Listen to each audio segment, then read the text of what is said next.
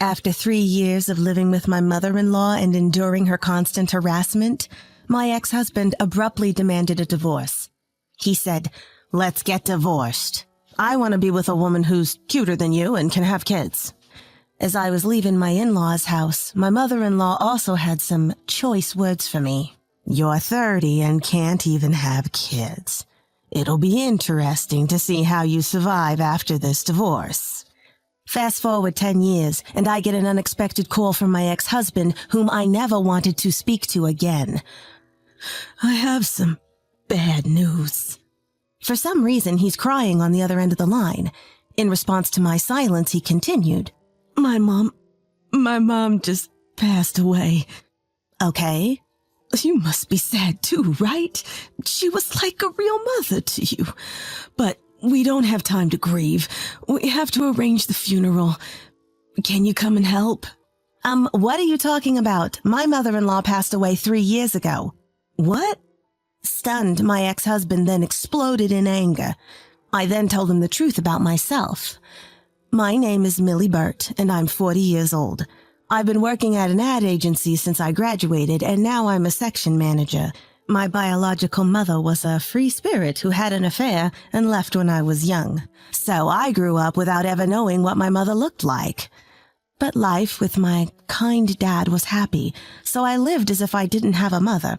I did get married once when I was 26. His name was Wilbur Levski. Introduced by a friend, Wilbur was a salesman for an electronics company. "Millie, marry me. I'll make you happy." "Thank you. I'm delighted." I couldn't have imagined then how miserable my married life would become. My dad was thrilled about my marriage. I remember feeling so happy that I could finally make him proud. As we were getting close to the wedding, I asked Wilbur, "So, what are we doing about our new home? Should we start looking for a place?" "Huh? We're gonna live with my parents." "What? You never told me that." I was shocked and looked at Wilbur's face, but he seemed unfazed. "My dad passed away early and my mom lives alone. It's sad, isn't it? We have to live with her." "But don't tell me you're going to say no to living with her after we've come this far with wedding plans. Are you that heartless? My mom would cry if she heard that." I couldn't say no after hearing that. My mother-in-law seemed nice enough during the family meeting. It should be fine. I was disappointed because I had dreamed of a newlywed life just with him, but I agreed to live with my mother-in-law. So, right after getting married, I moved into Wilbur's family home, and that's when the cohabitation with my mother-in-law began. But this turned out to be the beginning of a nightmare. On the day we moved in, Louise, my mother-in-law, declared, "From now on, Millie, you'll be doing all the housework." "What?" "You married into this family, so it's only natural. Do you have a problem with that?" "No, I'll do my best." I had promised to keep working after the marriage because Wilbur didn't want to lower his standard of living. Meanwhile, Louise, who was still in her 50s, wasn't working at all. I had hoped that if Louise was home during the day, she could at least help with some chores. That hope was quickly shattered. Juggling a full-time job and household chores for 3 people was no small feat. I'd wake up at 5:30 a.m. to clean, do laundry, and make breakfast.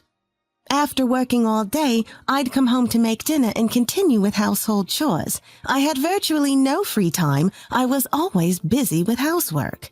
And Louise? She'd leave her clothes strewn about and couldn't even bother to put trash in the trash can. I couldn't bring myself to confront her about it. I didn't want to worry my dad, who was so happy about my marriage. Louise was sloppy in her daily life, but had no shortage of complaints about my housekeeping. "Millie, what's for dinner today? Chili con carne? How cheap. It's in season and I got a good deal. Plus chickpeas are healthy." "Don't treat me like an old lady. I want meat. Make it again." "Right now? We don't have any meat in the house." "Then go buy some. Hurry up." I looked to Wilbur for support, but he was engrossed in his phone. "Wilbur would prefer meat too, right, Wilbur?" "Yeah, just like Mom said. Go buy some." Wilbur said this without even making eye contact. I clenched my teeth and left the house with my wallet. Wilbur would either ignore Louise's unreasonable demands or agree with her. Maybe it was because Louise had been a single parent for a long time, but she seemed unable to let go of her son. And Wilbur was a full-blown mama's boy. One day, after about a year of this marriage, Louise said, "Millie, aren't you pregnant yet?" No, not yet." "You've been married for a year and still no baby. You're taking too long. We have our own pace for these things. Don't be so leisurely. Hurry up and give me grandchildren." Louise said that and went to her room. From then on, Louise would nag me daily to have kids. The stress was unbearable and I started to lose weight, but I never went back to my parents' house. I didn't want to worry my dad, who was so happy for me. Despite this, Louise's harassment intensified. If I bought feminine hygiene products at the drugstore, she'd sigh dramatically and say, "The reason you're not getting pregnant must be your fault." "That's not true. The doctor said everything is fine." "Then prove it. Hurry up and get pregnant. You've been married for 2 years." I was doing my best to conceive, but there was no sign of it happening. Then, one day in our 3rd year of marriage, Louise asked during dinner, "Millie, any news this month? Are you pregnant?" "No." I stopped eating and answered in a small voice. Louise then berated me, her face red with anger. "Why aren't you pregnant yet? You're utterly useless." "I'm sorry." "Millie, you're what they call useless. What a waste." "Louise, that's really harsh." "Don't talk back when you can't even get pregnant." As I shrank back, Louise turned to Wilbur. "Hey, Wilbur, you don't really want a wife who can't get pregnant, do you?" "Yeah, you're right." Wilbur responded as if it was a given. "I can only think that the problem lies with Millie. I've wasted my youth." "Oh, poor Wilbur." Louise exaggeratedly sighed and put her hand on Wilbur's shoulder. Wilbur looked down on me with disdain. "By the way, Millie, ever heard of 3 strikes and you're out?" What?" "It means if you fail at something 3 times in a row, you're out of chances. We've been married for 3 years. If you can't have a child, then pack your bags and leave." I can't believe this." "Millie, let's get a divorce. I want to be with a woman who's cuter than you and can actually have children." Wilbur said this and threw a pre-filled divorce application in front of me. "Wilbur, are you serious?" "Yes, I'm serious. So pack your stuff and get out. I don't want to see your face anymore." As he said this, Louise looked at me with a gleeful expression. "Did you hear that? I never liked you from the start. Sign the divorce papers and get out of here." At that moment, I reached my limit. I had put up with Louise's harassment while doing household chores for 3 years. I had also tried my best to have a child, and yet this is how they treat me. I can't take it anymore. "Fine, I'll leave." I signed the divorce papers and packed my bags. As I was about to leave, Wilbur was already asleep in the bedroom. Louise came over with a malicious grin and spoke to me. "I wonder how a 30-year-old woman who can't even have kids will survive after getting divorced. I'll take my leave now. Goodbye." "Don't ever show your face here again, you jinx." And so, my married life came to an end. After that, I threw myself into my work. Perhaps because I was free from living with Louise and her constant jabs, I found work enjoyable and started achieving one goal after another. A few years after divorcing Wilbur, a man confessed his feelings to me. "Millie, would you consider dating me with marriage in mind?" His name was Jonathan Burt, an employee at a prestigious company we did business with. I knew his character well through work. He was sincere, competent, and liked by everyone. I never thought he would have feelings for me. I was taken aback. Thank you, but I'm divorced. I know that. It doesn't matter to me. But how about we start by going out for dinner? Jonathan said this with a serious look. I nodded, and thus began my relationship with Jonathan. Being with Jonathan somehow made me feel at ease. He was always kind and considerate, and he respected me. Before I knew it, I had fallen in love with him. Millie, will you marry me? After dating for a while, Jonathan proposed to me. Thank you, Jonathan. Before I give you an answer, there's something I need to tell you. What is it? In my previous marriage, things didn't go well with my mother-in-law. It was really hard for me. I don't want to go through that again. I see. How about meeting my mom first? Okay. Feeling anxious, I agreed to meet Jonathan's mother. On the day, I headed to Jonathan's family home, nervous but hopeful. Nice to meet you, Millie. I've heard a lot about you from Jonathan. Jonathan's mother, Mary, greeted me with a warm smile. Nice to meet you, too. Despite my awkwardness, Mary kept smiling and made light conversation, even throwing in a few jokes. Somehow my nerves eased, and by the time I left, I felt like Mary and I had become good friends. Mary, as you know, I'm divorced, and I might not be able to have children. Is it still okay for me to marry Jonathan? Mary smiled at my nervous question. Of course. If Jonathan chose you, that's good enough for me. All I want is for you two to be happy. Please take good care of my son. Mary, I won't interfere in your lives, but if you ever need anything, feel free to ask. I'm really happy to have you as part of the family. Thank you. I look forward to our future together. Relieved, I started to cry, and Mary gently patted my back. On the way home, I told Jonathan, Your mom, Mary, is wonderful. I never had a mother, but she's exactly what I'd imagine a perfect mom to be. Really? That's great to hear. I promise she won't ever pressure you, and if anything ever goes wrong, I'll always be on your side. Thank you. My answer to your proposal is yes. Yes. I'm so happy. Thank you, Millie. Jonathan hugged me with a beaming smile.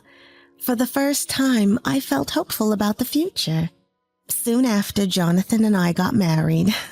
Mary had said we didn't have to live with her, so we rented a condo near my parents-in-law's home.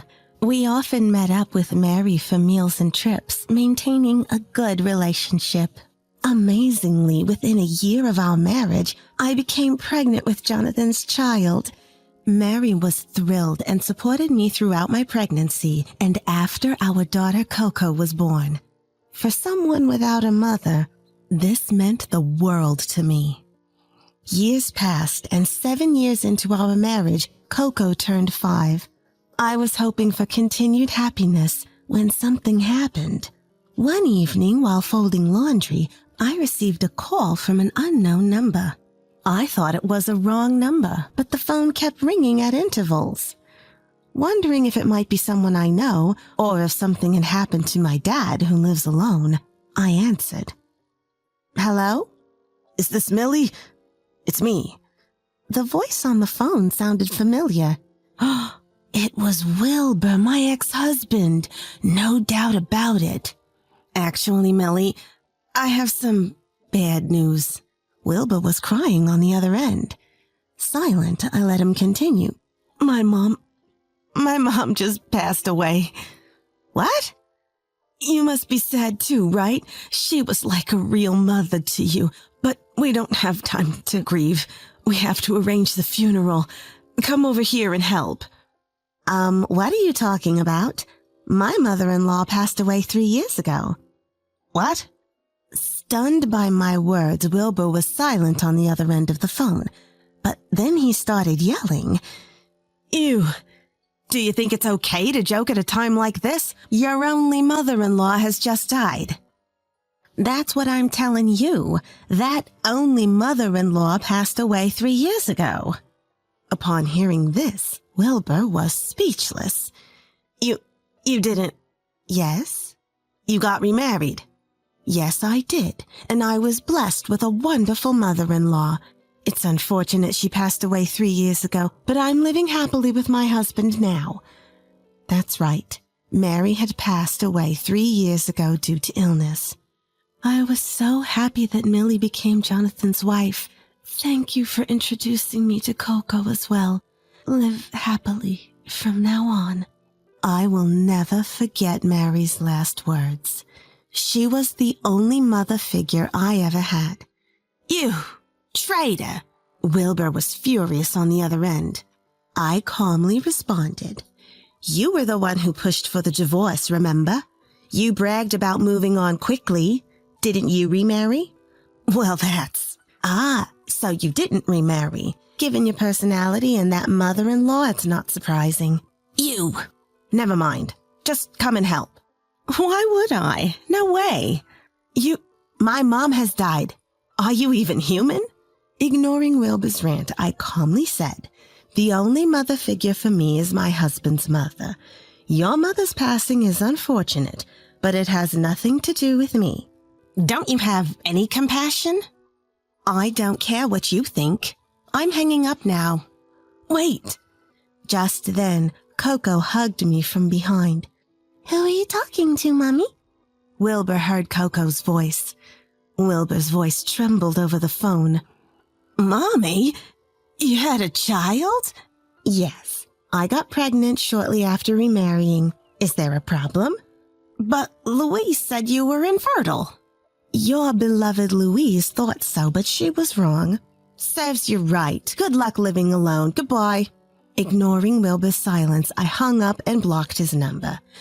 Later, I heard from mutual friends that he somehow managed to hold Louise's funeral. However, due to Louise's personality, hardly anyone attended, making it a lonely event.